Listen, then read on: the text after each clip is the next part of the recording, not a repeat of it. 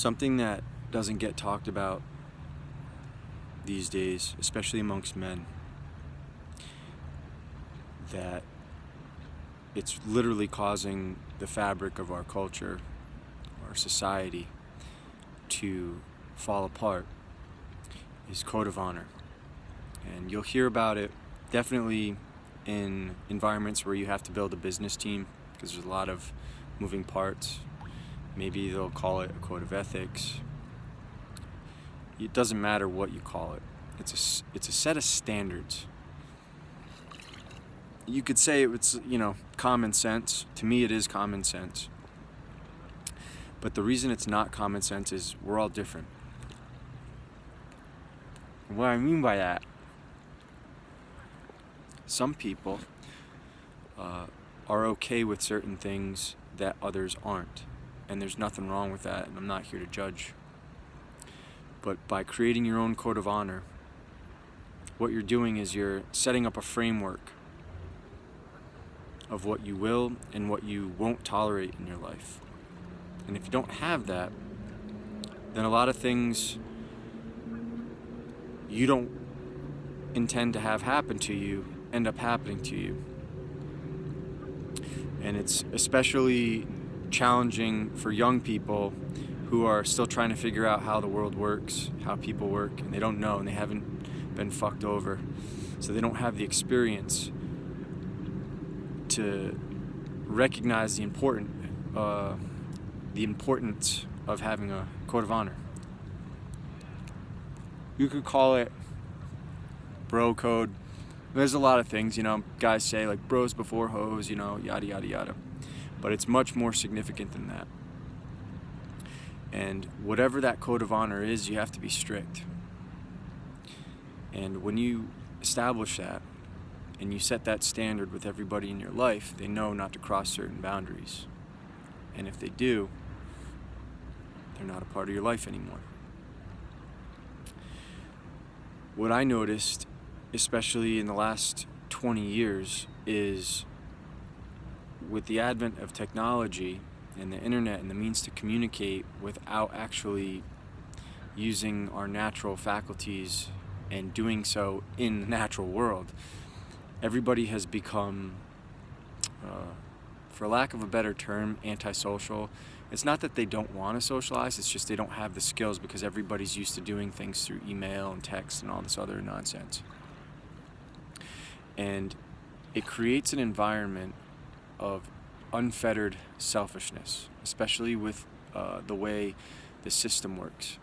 It basically ensnares you into this rat race where you don't have time to think about anything except for getting yours. And you do have to do that to a certain degree, right? You have to operate from your own mental point of origin. And so if something doesn't benefit you, you shouldn't be getting involved with it unless you're enjoying being of service to others. And that's deeply rewarding, but you're not required to do that. It's your life. You can do whatever you want. But what I will tell you is you have to establish a code of honor. Because if you don't, people that you thought were your friends will stab you in the back for opportunity. And that can lead to ruin. It can lead to depression. It can lead to becoming unproductive because you can't figure out how somebody you cared about so deeply, that you invested in so deeply, threw everything away for, say, like a woman, right? Like a lot of guys have no options and no code of honor, so they'll, when a friend breaks up with a woman or whatever, he'll slide in there, It could be something as simple as, first of all, for me, my code of honor, if somebody wanted me to take me serious, you're not on the internet mingling with people and marketing yourself. But if you do allow that, which plenty do, something that would be in my friend circle would be do not add anybody's girlfriend. You're not trying to be friends with people's girlfriend. Your boys, girls are off limits. Period. The end. But a lot of people now don't have these masculine standards because we live in a society that pushes a feminine imperative that will try to make you feel bad for thinking like a man. And so what they do is they try to cheapen you and get you lowering all of your standards to accommodate women so that women have the choice of everything they want. And that is also something you can go along with. It's a free world that you live in. You can choose to allow whatever you want into your life.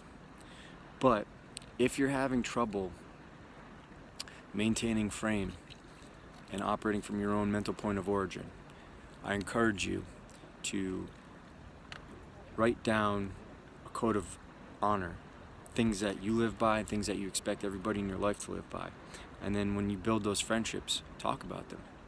You know, going fishing, going golfing, going hiking, whatever you're doing with your boys, hunting, shooting, whatever it is.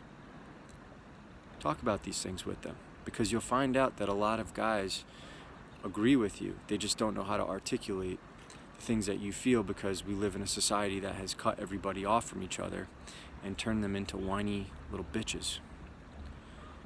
Right? So that should be another thing. No whiny little bitches. Either come with solutions or talk about what you can do to solve a problem and go from there, or shut up about it. Because if you're just complaining all the time with no solutions, that can also weigh your friends down, and it can push people away.